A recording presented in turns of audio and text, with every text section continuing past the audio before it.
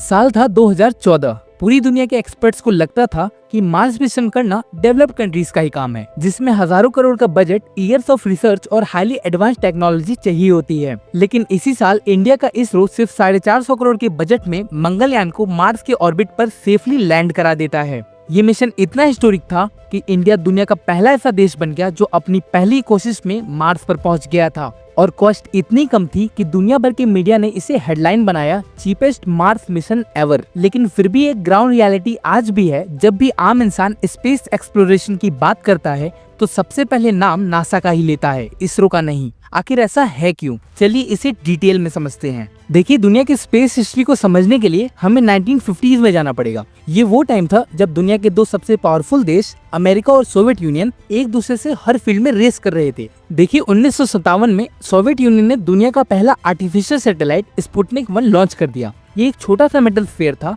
जो अर्थ के ऑर्बिट में घूम रहा था, पर दुनिया भर के लिए एक शॉक बन चुका था क्योंकि पहली बार इंसान ने स्पेस तक पहुंच बनाई थी। बस इसी का जवाब देने के लिए अमेरिका ने 1958 में एक स्पेस एजेंसी बनाई जिसका नाम रखा गया नासा, और फिर शुरू हुई एक एग्रेसिव कंपटीशन। लेकिन इसके बाद सोवियट्स ने एक अलग ही कारनामा कर दिया। उन्होंने पहला डॉग स्पेस में भेज दिया और साथ ही पहली वुमेन भी भेज दी जिसका नाम था यूरी गैगरिन। अब इन सब के बाद साल आता है 1969, जब अमेरिका ने अपोलो 11 मिशन के थ्रू नील आर्मस्ट्रांग को चांद पर उतारा। तब दुनिया ने नासा को एक ग्लोबल हीरो के रूप में देखना शुरू कर दिया था और यहीं से नासा एक ब्रांड बन गया। अब सोचिए, अमेरिका एक सुपर पावर था, मतलब उसके पास पैसे भी थे, रिसोर्सेज भी थी और मीडिया कंट्रोल भी उन्हीं के हाथ में था।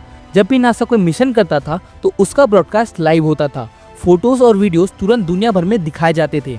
चांद पर उतरने का वो आइकॉनिक सीन आज भी लोगों के दिमाग में बसा हुआ है। इसी वजह से आज आम आदमी के लिए स्पेस का मतलब नासा हो गया है। ये तो पूरी बात हो गई नासा की। अब बात करते हैं अपने इंडिया के इसरो की। इंडिया ने अपना पहला स्पेस प्रोग्राम 1962 में शुरू किया था। शुरू के टाइम पर इंडिया के पास रिसोर्सेज की बहुत कमी थी। थुम्बा के एक छोटे से चर्च में एक्सपेरिमेंट्स किए जाते थे। रॉकेट्स को साइकिल और बुल लॉकार्ट पर ले जाया जाता था। लेकिन इतने स्ट्रगल के बीच भी इसरो का एक विजन था कि इंडिया के लिए और अपने लोगों के लिए वो टेक्नोलॉजी बनाएगा। इसी वजह से इसरो का मेन फोकस ग्लैमरस मिशंस पर नहीं बल्कि प्रैक्टिकल नीड्स पर था, जैसे वेदर सैटेलाइट्स, कम्युनिकेशन और रिमोट सेंसिंग। यानी जब नासा अपनी इमेज बनाने के लिए एस्ट्रोनॉट्स को स्पेस में भेज रहा था, तब इसरो साइलेंटली विलेजेस में टीवी सिग्नल और साइक्लोन वार्निंग पहुंचा रहा था। और यही डिफरेंस था दोनों एजेंसीज के अप्रोच में।